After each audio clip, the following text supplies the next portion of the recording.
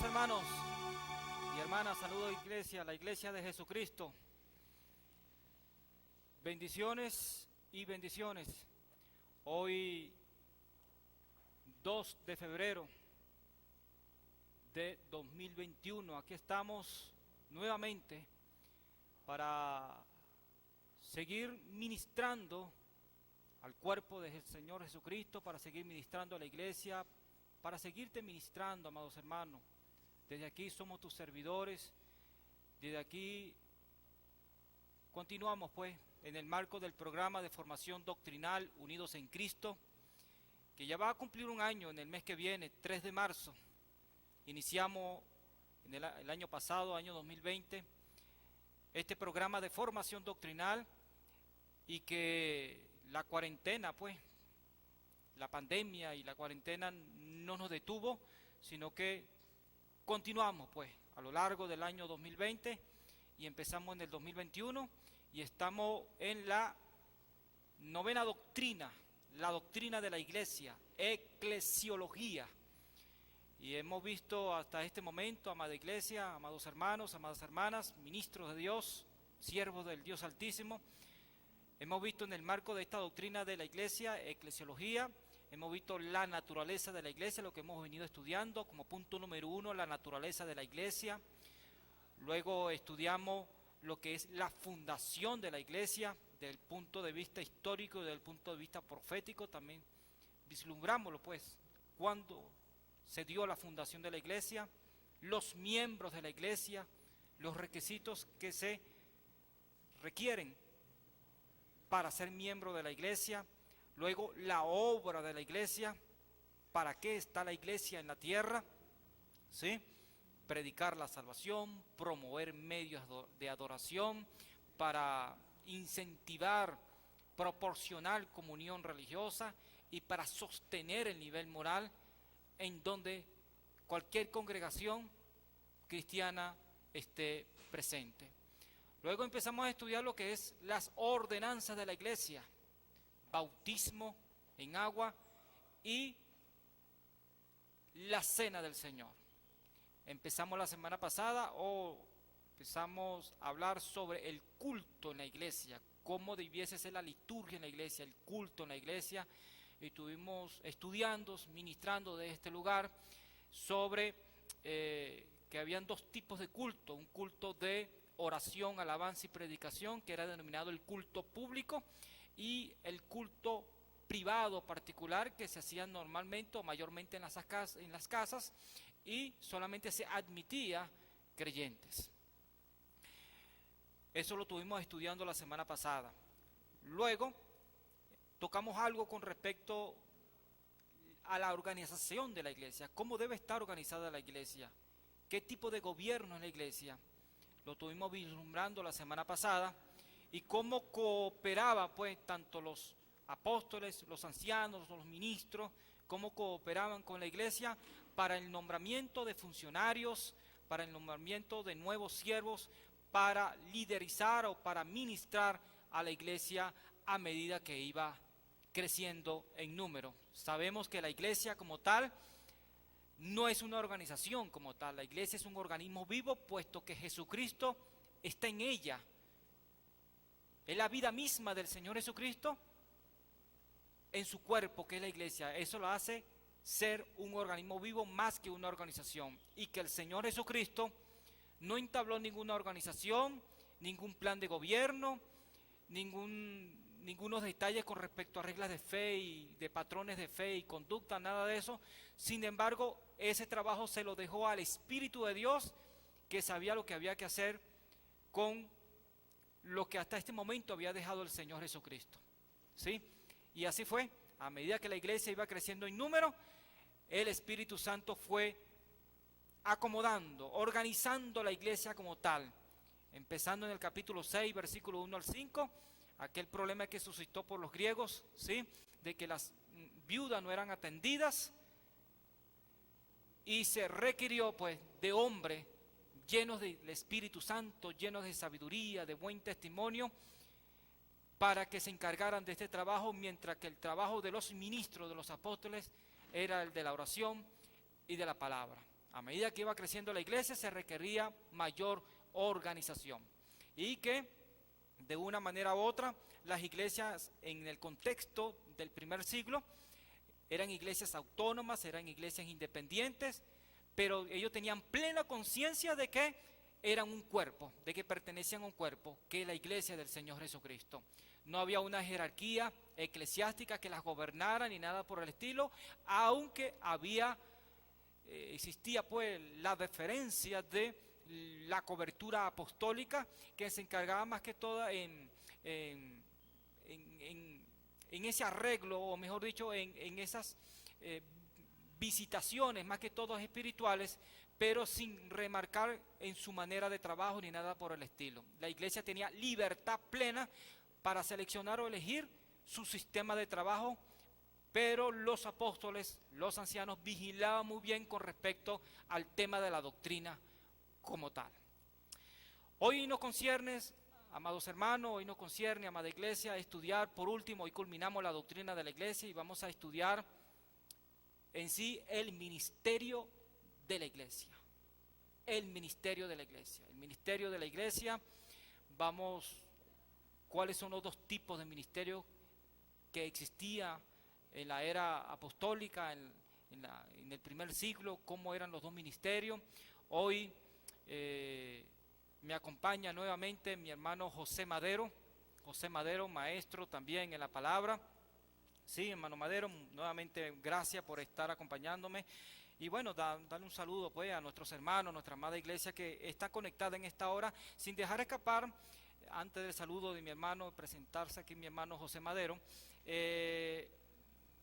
Instagram, @oficial Unidos en Cristo, YouTube, Ministerio Unidos en Cristo, y la página del Facebook, Unidos en Cristo. Pueden conectarse ahí, desde esa plataforma, de esas redes sociales, y bueno, y disfrutar pues, en comunión juntamente con nosotros en este lugar, disfrutar la doctrina de eclesiología, hoy dándole culminación.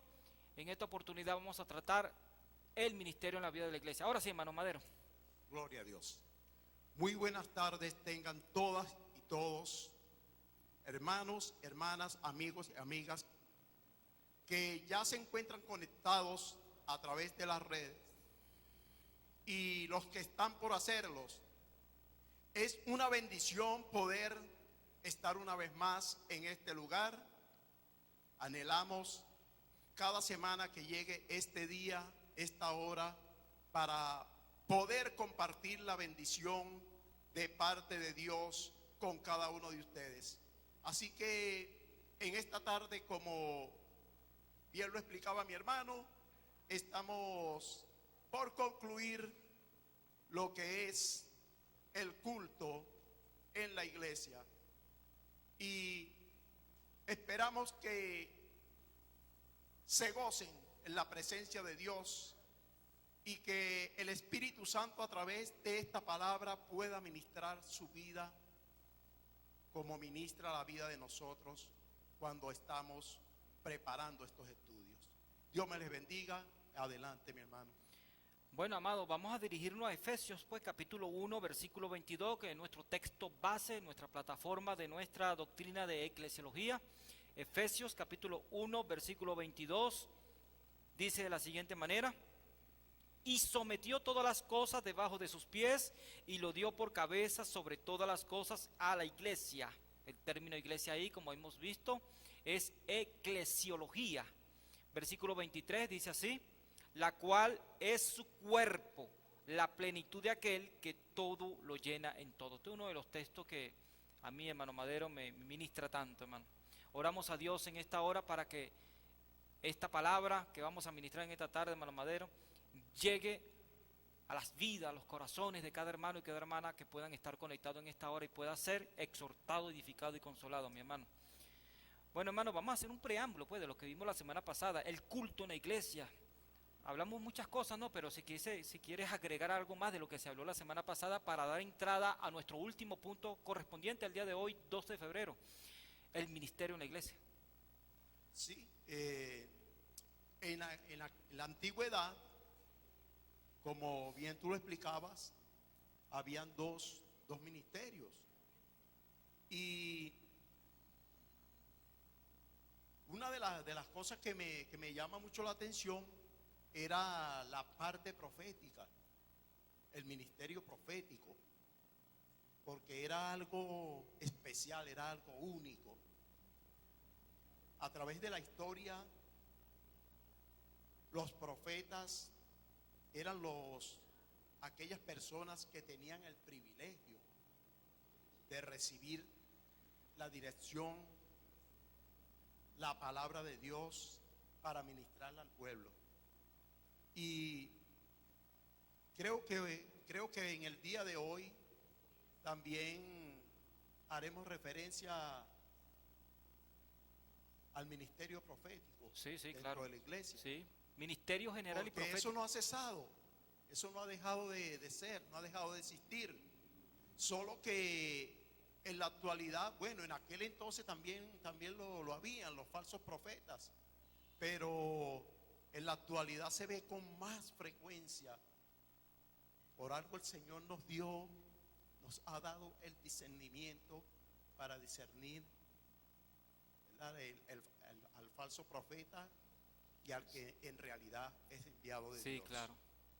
Fíjate, hermano Madero, que hoy vamos a ministrarle a nuestro pueblo, a nuestra iglesia hoy, a nuestros amados hermanos y hermanas, amados ministros.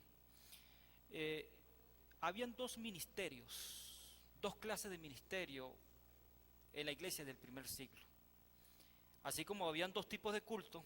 El primer culto era culto público y consistía en oración, alabanza y predicación.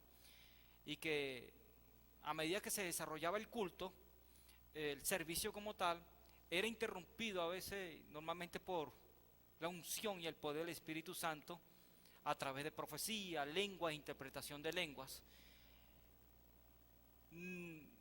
Existía, pues, lo sobrenatural era natural en la vida de la iglesia primitiva, ¿sí? Luego surge el culto particular, el culto privado, que normalmente se hacía en las casas. Hay que acotar, hermano Madero, que el culto público, oración, alabanza y predicación, era público porque la gente, pues, se agolpaba, pues, habían tanto creyentes como gente que todavía no habían creído, gente inconversa, y lo podemos vislumbrar en 1 Corintios capítulo 14, versículos 24 y 25, en donde dice, bueno, que si alguno profetiza, bueno, y dice, y entra algún incrédulo, ¿ves? Se vislumbra ahí que existía un culto público, pues. Pero el culto particular y privado, hermano, era un culto que se llevaba a cabo en las casas y solamente se admitía a los creyentes. Se hacía una fiesta, como dijimos la semana pasada, un ágape, pues, un ágape, y era tanta la comunión, la vida y la adoración estaban tan conectadas en nuestros hermanos de la iglesia primitiva que a veces no se sabía si era el ágape o era la cena del Señor, porque comenzaban bendiciendo los alimentos y terminaban adorando. Entonces a veces no sabían discernir si era la cena del Señor o era el ágape, porque la vida y la adoración estaban conectadas en la iglesia primitiva. Ahora, hoy, hermano, nos concierne el ministerio de la iglesia. Hay dos tipos de ministerio. El ministerio general y profético, y el ministerio local y prácticos. Número uno, ministerio general, profético. General porque está para toda la iglesia en general, no solamente para una iglesia local, para una iglesia particular, sino para toda la iglesia en general. Y profético porque tiene que ver guarda relación, pues, con los dones espirituales que se revelaban, que se manifestaban, pues, en la vida de la iglesia. Por eso que se llama ministerio general y profético. Empezando, y el segundo ministerio, bueno, la otra clase de ministerio que se movía en la iglesia era el ministerio práctico o el ministerio local práctico. Por empezando con el ministerio general y profético, hermano. Podemos comenzar aquí mismo en Efesios capítulo 4, versículo 11, texto muy conocido por nosotros. Efesios 4, 11. ¿Me puede acompañar la lectura, hermano Madero? Dice, y él mismo mismo constituyó a unos apóstoles, a otros profetas, a otros evangelistas y a otros pastores y maestros. Ajá. Efesios 4:11. O sea, aquí vemos cómo el Espíritu Santo, Jesús, dio a algunos, por el término constituir, vemos que no aparece en algunas versiones hoy actuales, ¿no?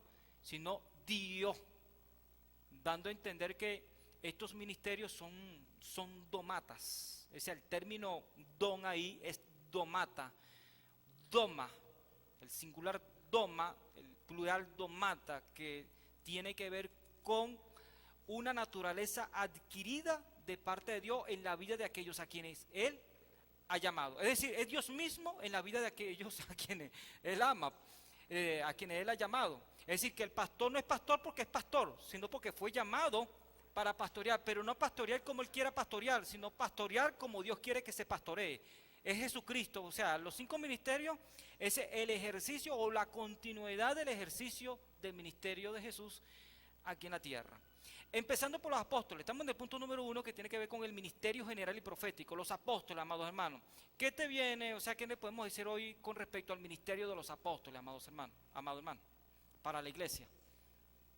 Okay. Un apóstol. Un apóstol. Un apóstol tiene para algunos el significado de misionero. Misionero, sí. Es un misionero. Pero un apóstol es una persona que está completamente capacitada, se podría decir, con los 5 ministerios. Se debe mover bajo esa dimensión, ¿verdad? Se debería mover yo comparto eso, hermano. Sí, porque fíjate, el apóstol, el ejemplo tenemos del apóstol Pablo. Él ejerció la función de misionero, ejerció la función de maestro, Y de evangelista. de evangelista, Y pastor también. de pastor. Sí. O sea, tenía los 5 ministerios en su haber.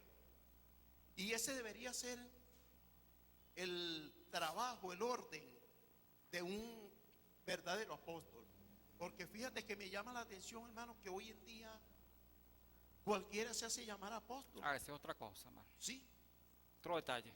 cualquiera, hermano, se hace llamar apóstol, pero Proliferación de apóstoles y profetas por todos lados. Porque estamos viviendo tiempos proféticos, pero Sí, sin, señor. sin demostrar cómo son esos tiempos proféticos. entonces yo parto de esta idea, que un apóstol es aquel que está bajo la unción de los 5, de ejercer los 5 ministerios. Fíjate, hermano Madero, que el apóstol tenía la responsabilidad de la gran comisión, a la cual Cristo le había sido encomendada. Podemos verlo, por ejemplo, en Gálatas 1:1. Vámonos un momentico a Gálatas 1:1.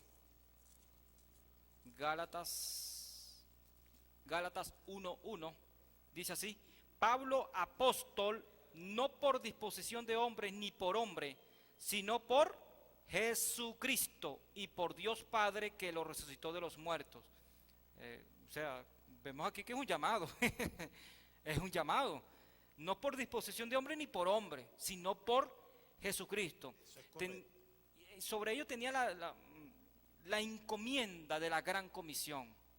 Y que también ellos habían sido llamados por un Cristo vivo, hermano. Eran testigos de la resurrección del Señor Jesucristo, amada iglesia. Y lo podemos ver en Hechos capítulo 1, 22. Hechos capítulo 1, versículo 22. Hechos capítulo 1, versículo 22. Dice así: comenzando desde el bautismo de Juan hasta el día en que entre nosotros fue recibido arriba, uno se ha hecho con nosotros testigo de su resurrección. La elección de Matías, hermano Madero. O sea que Matías, cuando se eligió aquí, era testigo de la resurrección del Señor Jesucristo. Otro punto que hay que tomar en cuenta. Ese es otro punto que hay que y tenemos también primera los Corintios 9:1. Primera los Corintios capítulo 9, versículo 1. Dice: no soy apóstol, no soy libre, no he visto a Jesús el Señor nuestro, testigo de la resurrección del Señor. ¿No son ustedes mi obra en el Señor? ¡Qué belleza! Es un apóstol. Es un apóstol. También tenemos que, un apóstol también tiene que ver, hermano, con esta parte de que ellos recibían una inspiración especial de parte de Dios. Y podemos verlo ahí más adelante en Gálatas, amado hermano. Gálatas capítulo 1, versículos 11 y 12. Gálatas 1, 11 y 12. Dice, pero les hago saber, hermanos, que el evangelio anunciado por mí no es invención humana, pues yo ni lo recibí ni lo aprendí de hombre alguno, sino por revelación de Jesucristo. Una inspiración especial a los apóstoles. Sobre ellos también estaba la administración de la iglesia. Podemos ver más atrás, hermano Maderos, puede acompañarme en ese texto bíblico. Primera a los Corintios capítulo 3, versículo 5, capítulo 5, versículo 3 al 5 o al 6. Primera a los Corintios capítulo 5, versículo 3 al 6. Dice, aunque por cierto estoy ausente en el cuerpo, estoy presente en el espíritu. Ya he juzgado tal como si estuviera presente a aquel que ha hecho semejante cosa en el nombre de nuestro Señor Jesucristo. Reunidos vosotros y mi espíritu con el poder de nuestro Señor Jesucristo.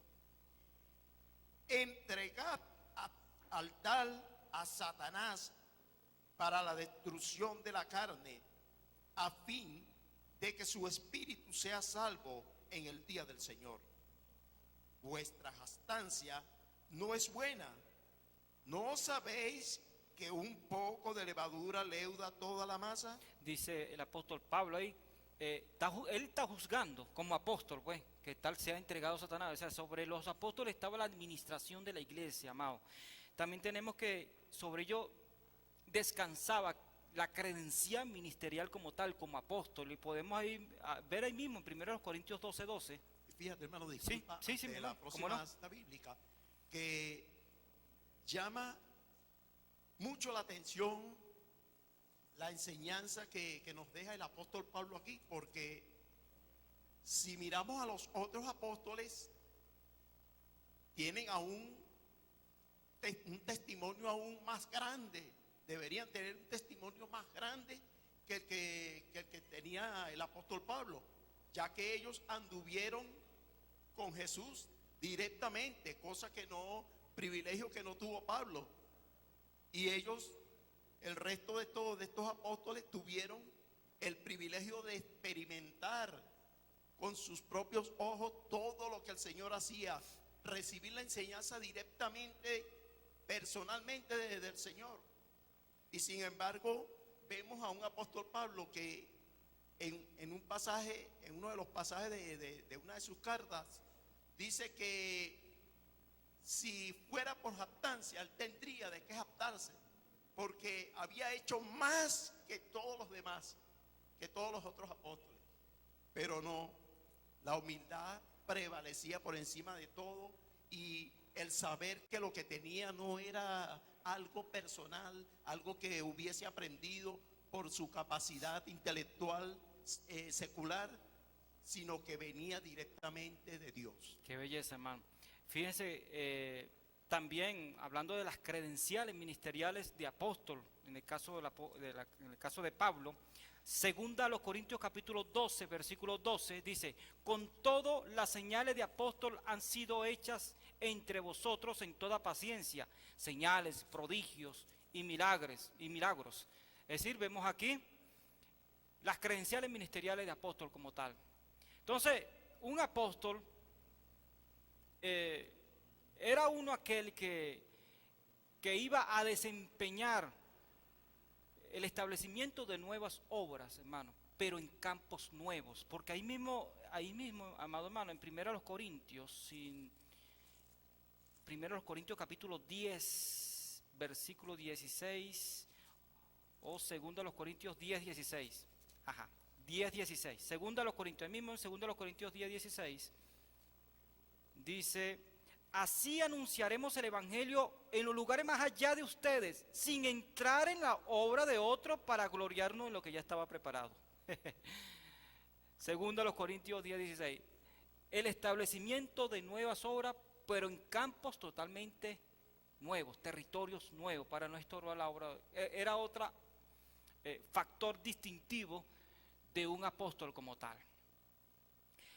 La labor de los 12 apóstoles era única, hablando de los 12 apóstoles, incluyendo el apóstol Pablo, que hay un factor único ahí, una clase única, pues, por decirlo así, en el caso del apóstol Pablo.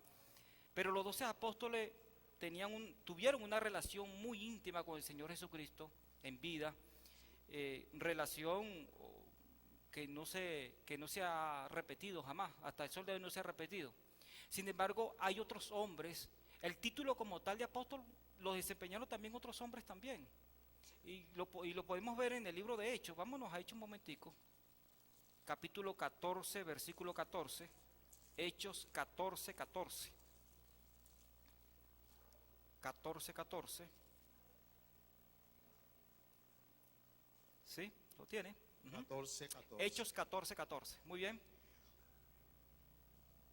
Cuando los apóstoles Bernabé y Pablo oyeron esto. Ya va. ¿Cómo, hermano? Dilo, por favor. Cuando los apóstoles Bernabé y Pablo. Bernabé, ok. O sea que no llegó hasta Pablo. Bernabé era considerado apóstol también. Ok. Ahora vamos a Romanos 16, 7. Un momentico, ahí mismo en Romanos 16, versículo 7. Aleluya, qué bello. Amada iglesia, Romanos 16, 7 dice de la siguiente manera: saluden a Andrónicos y a Junías, mis parientes y compañeros de prisiones. Ellos son muy estimados entre los apóstoles y además creyeron en Cristo antes que yo. O sea que Andrónico y Junías también eran considerados apóstoles también. O sea, la unción apostólica continúa aún después de los 12. Vamos a entrar a la parte del ministerio profético, lo que era un profeta en su momento, pero vamos a hacerlo en el siguiente. Vamos a hacer una pausa en este momento, vamos a adorar a nuestro Dios, una alabanza a nuestro Dios, vamos a tocar el manto de nuestro Dios, y ya vuelvo con mi hermano Madero con la parte profética y la parte de maestro.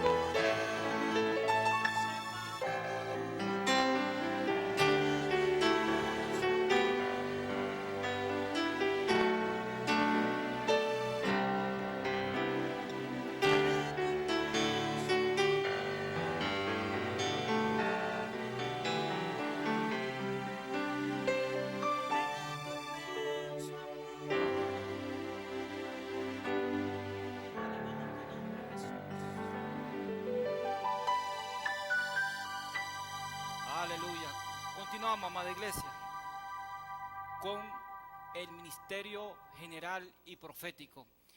Hermano Madero, mientras ministramos a Dios a través de la música, me comentaste algo con respecto, algo adicional que hacían los apóstoles. Sí, comentaba acá con mi hermano que no solamente son los que, muchos que no aparecen aquí en la Biblia, pero también llegaron a tener el rango de apóstol. Porque casi todos, por no decir todos, aquellos que el apóstol Pablo enviaba a atender alguna iglesia en alguna ciudad, en alguna región, ellos no se conformaban, no se quedaban ahí, sino que ellos empezaban a multiplicarse, seguían plantando obras, bien sea en la misma ciudad o en diferentes lugares, como se hace hoy en día. En Caracas hay inmensidad de iglesias que se han plantado y que son representadas por este ministerio. Y esto lo hacían estos hombres que el apóstol Pablo enviaba a pastorear y llegaban a tener ese rango de apóstol, porque no eran conformistas, pues. O sea, que un apóstol va más allá del título, es un oficio. Por supuesto. Es un servicio. Por supuesto. Así es. Hermano, vamos a entrar al punto de el profeta. Recuerdo que estamos en el punto número 1, el ministerio general y profético. Vamos a entrar al punto del segundo ministerio, el profeta. El profeta en la antigüedad, hermano, hasta la postrimería del siglo II, hubo una corriente de profetas y profetisas en la iglesia primitiva, o sea, en la iglesia desde sus inicios, y lo podemos ver. Agabo fue un profeta. El evangelista Felipe tenía unas hijas que eran profetisas también.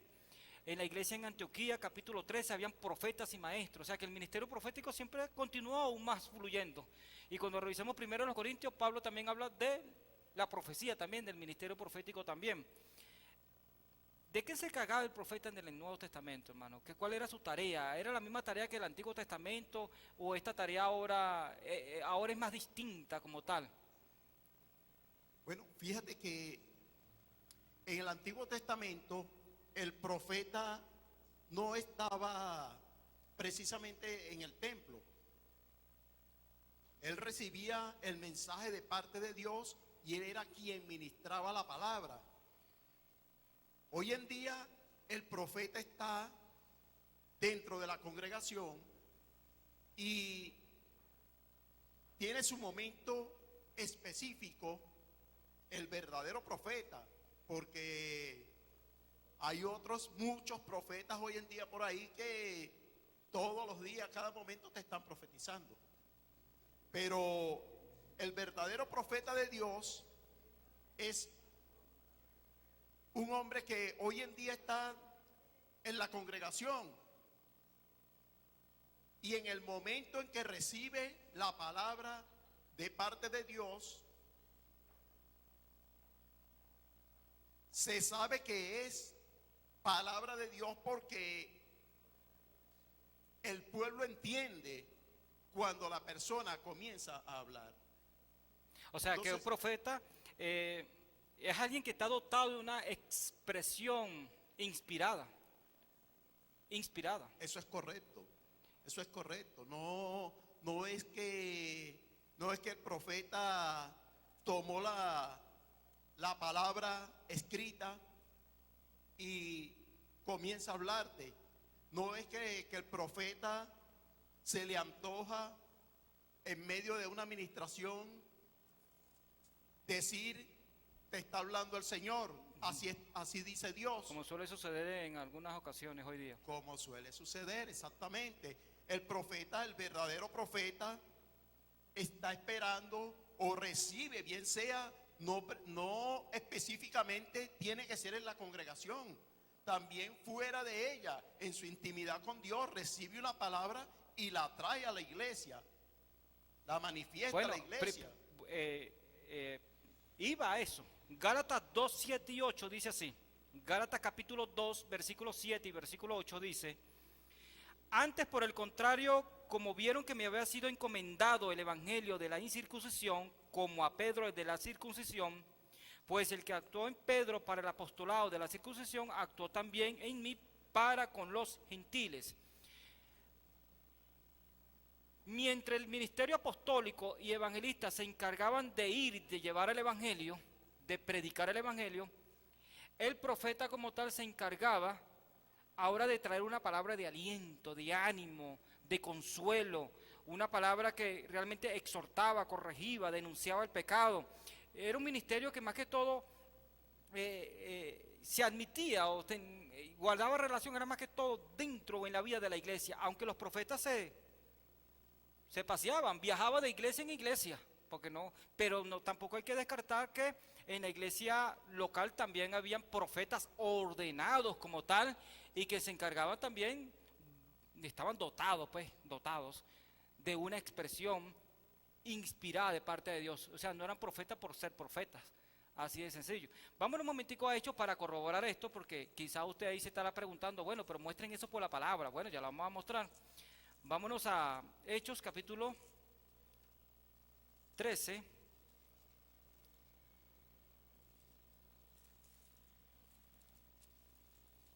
Vámonos al capítulo 11, versículo 26 y versículo 27. Hechos capítulo 11, versículo 26 y versículo 27, hermano Madero. Dice la palabra del Señor: y sucedió que se reunieron para buscar a Saulo, y cuando le encontraron, le llevó a Antioquía. No, perdón, versículo 26. Sí. Y sucedió que se reunieron todo un año con la iglesia y enseñaron a mucha gente, y los discípulos fueron llamados cristianos por primera vez en Antioquía. Versículo 27. Versículo 27. En aquellos días descendieron unos profetas de Jerusalén a Antioquía. ¿Continúo? Sí, mi hermano. Y se levantó uno de ellos que se llamaba Ágabo y dio a entender por el Espíritu que iba a ocurrir una gran hambre en toda la tierra habitada. Esto sucedió en tiempos de Claudio. Qué bello es esto. Mira, dice el versículo 27 que en aquellos días unos profetas descendieron de Jerusalén a Antioquía. Es decir, el ministerio profético existía normalmente, hermano Madero. Y el capítulo 13, versículo 1 dice: había entonces en la iglesia que estaba en Antioquía profetas y maestros. Qué belleza es esto. Vamos al capítulo 21, capítulo 22.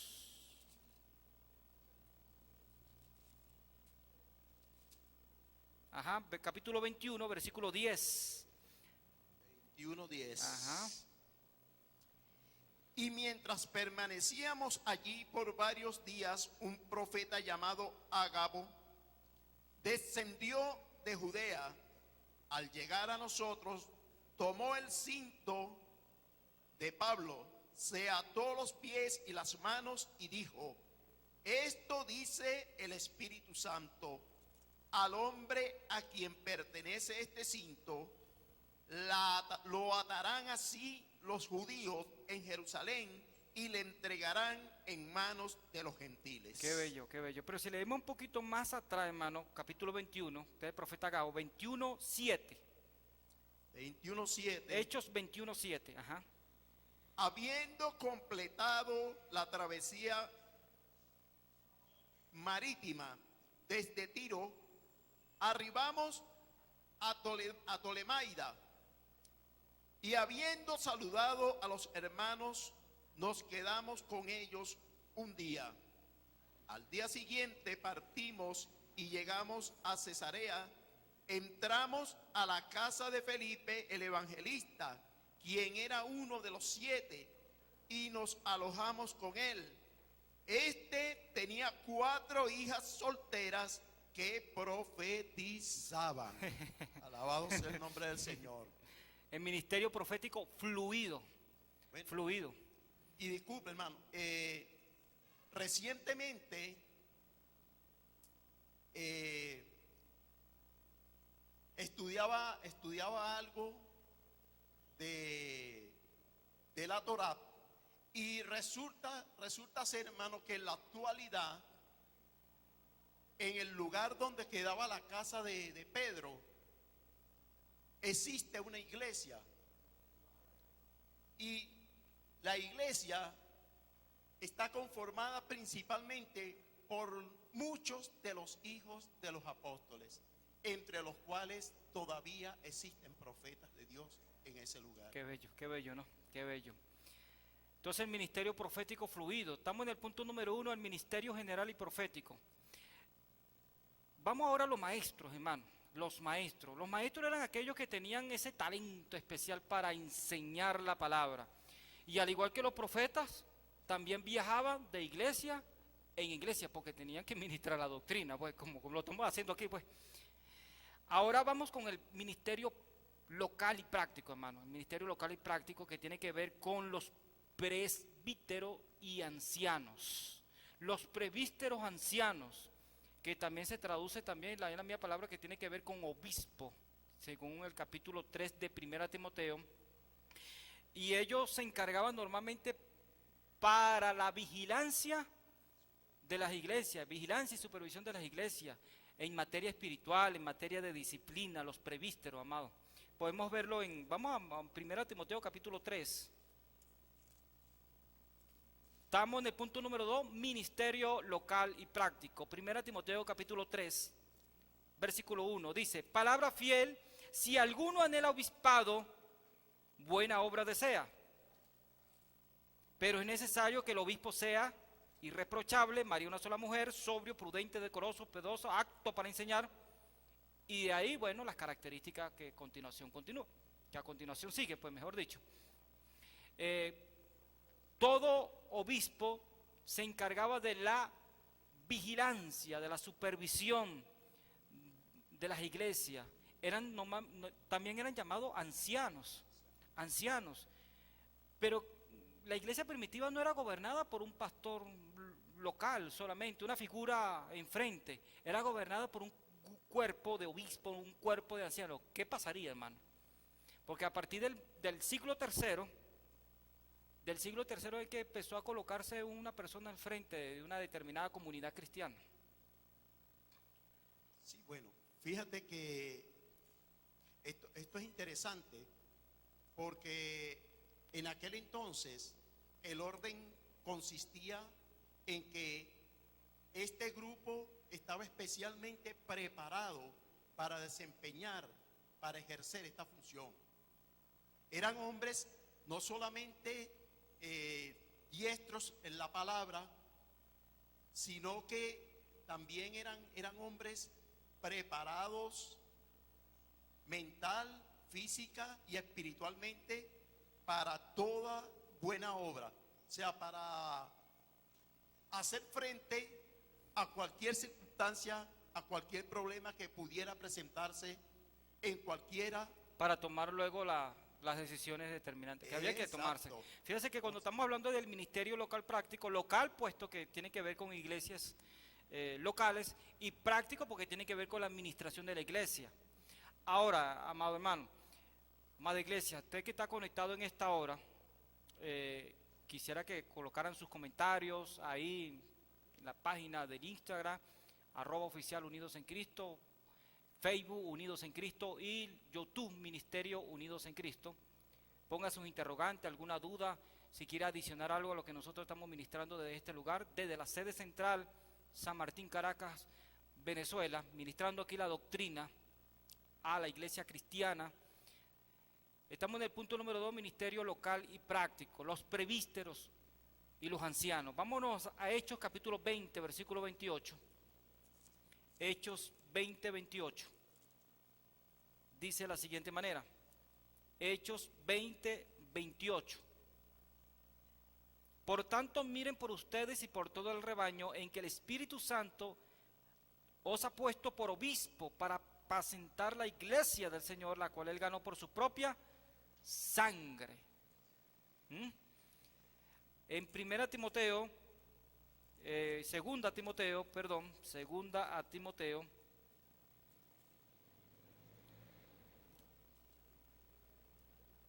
capítulo 1, versículo 6.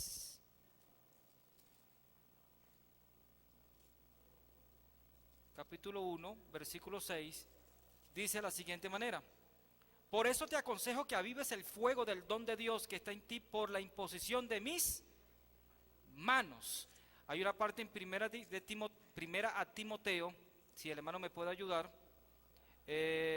donde a Timoteo se les recuerda pues que él fue puesto por la mano del presbiterio. ¿Sí? Capítulo 4, versículo 13.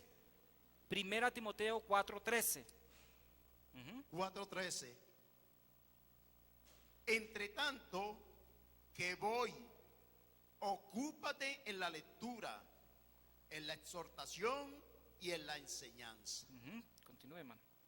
No descuides el don que está en ti, que te ha sido dado por medio de profecía, con la imposición de las manos del concilio de ancianos. Qué tremendo. Ahí dice concilio de ancianos, aquí dice presbiterio, porque ese es el término original, consejo de ancianos. Esto es bello, hermano. Eran ellos. Había un orden, había una organización. Los ministerios no salían por las ventanas, salían por la puerta. No, a eso vamos. Ellos eran los que estaban capacitados tanto para instalar a un ministro. En cooperación con la iglesia, importante resaltarlo. De igual manera para removerlo.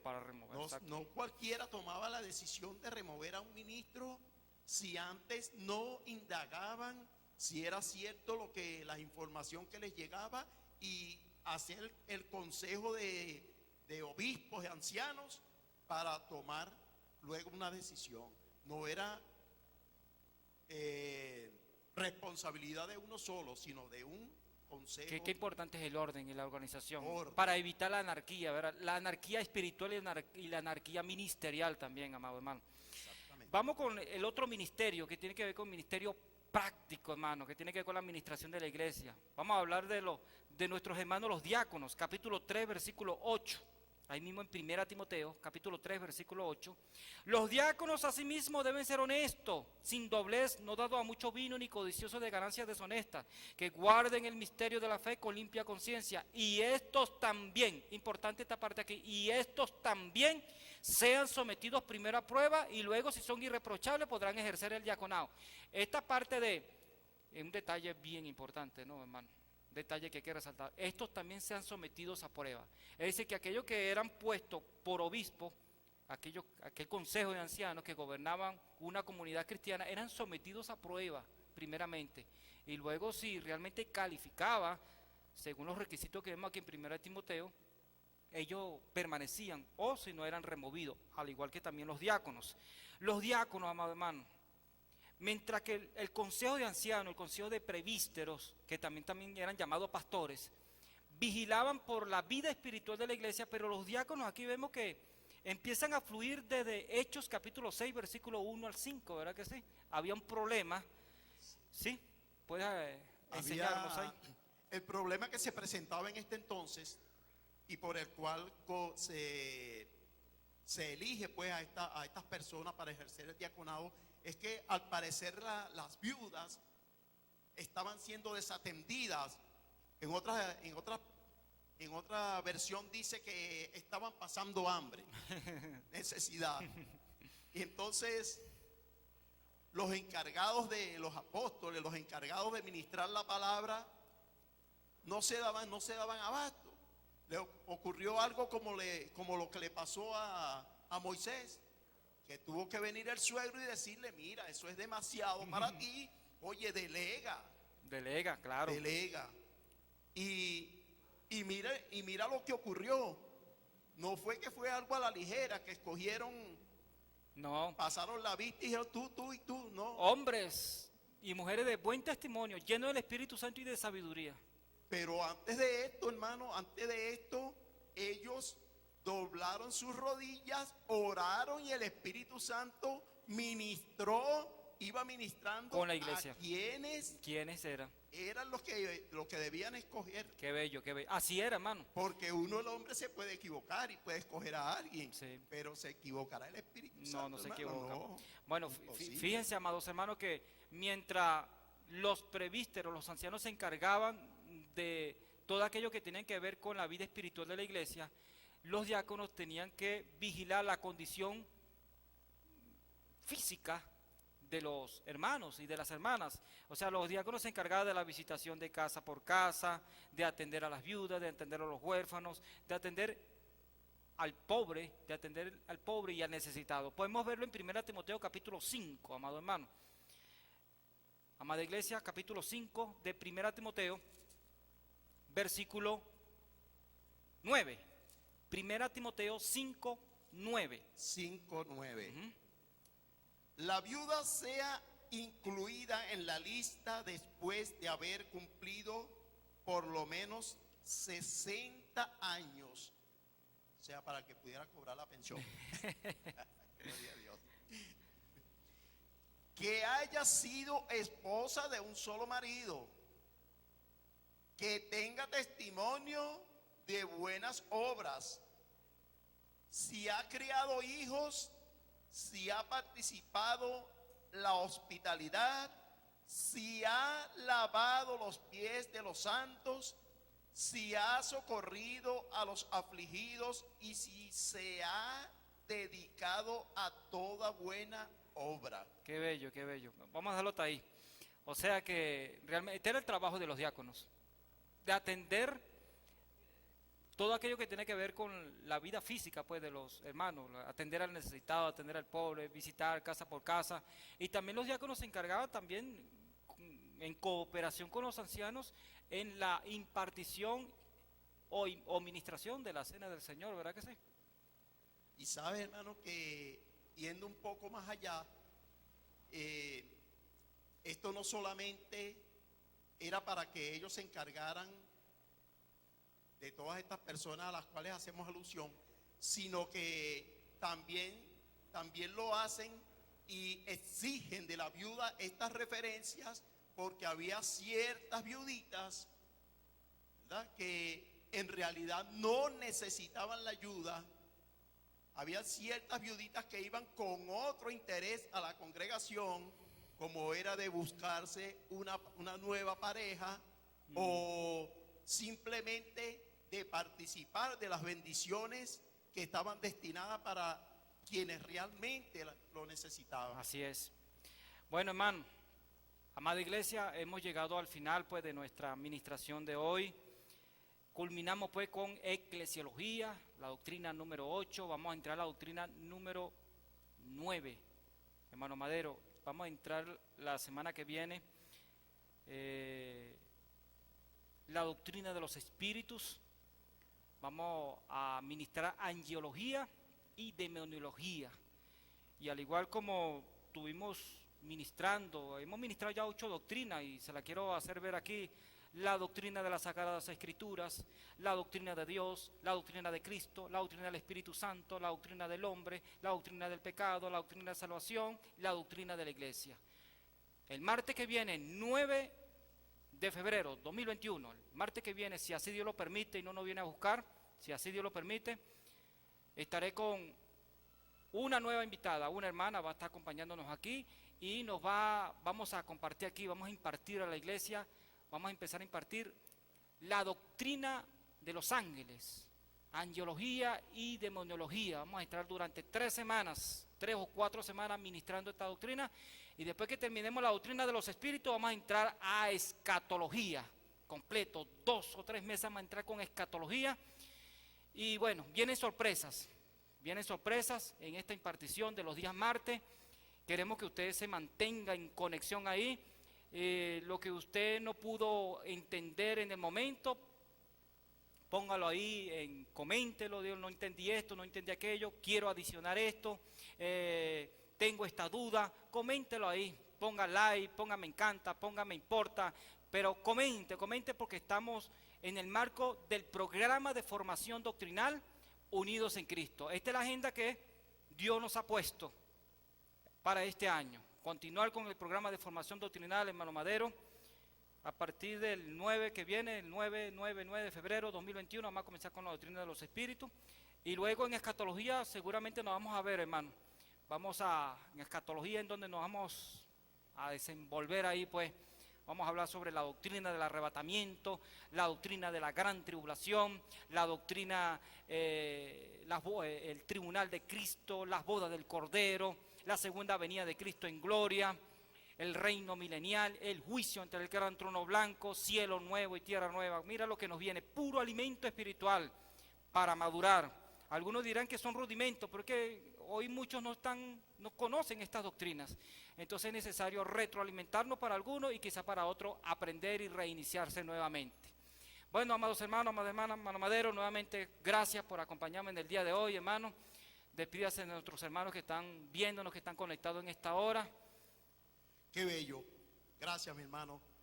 Qué bendición.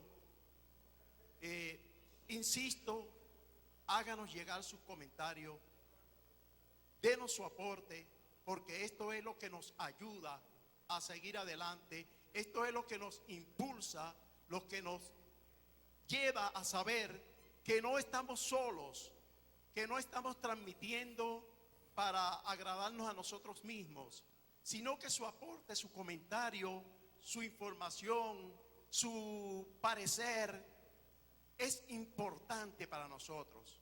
Amén. Algo que usted pueda ministrarnos de allá para acá será de gran bendición para nosotros. Recuerde que somos parte del cuerpo de Cristo. No nos la sabemos toda. Necesitamos tu ayuda. Amén. Envíanos tu comentario y gracias por tu atención. Dios te bendiga grandemente en esta tarde. Gracias, mi hermano. Amén, hermano. Agradecido de nuestro Dios. Dios me les bendiga. Bendiciones y bendiciones, amada iglesia. Nos vemos el martes que viene, Dios mediante. Tu fidelidad es grande. Tu fidelidad incomparable es. Nadie como tú. Bendito Dios.